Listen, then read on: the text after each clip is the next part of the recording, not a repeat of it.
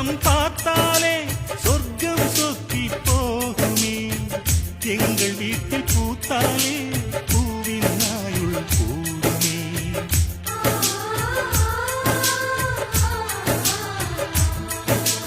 இரண்டு கண்கள்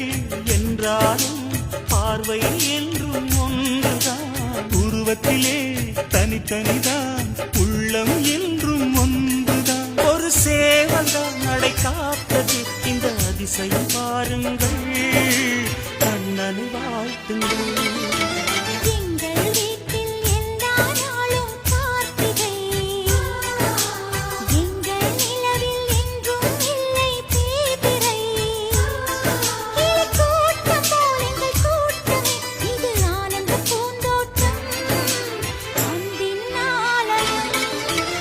எங்கள் வீட்டில் எல்லா நாளும் கார்த்திகை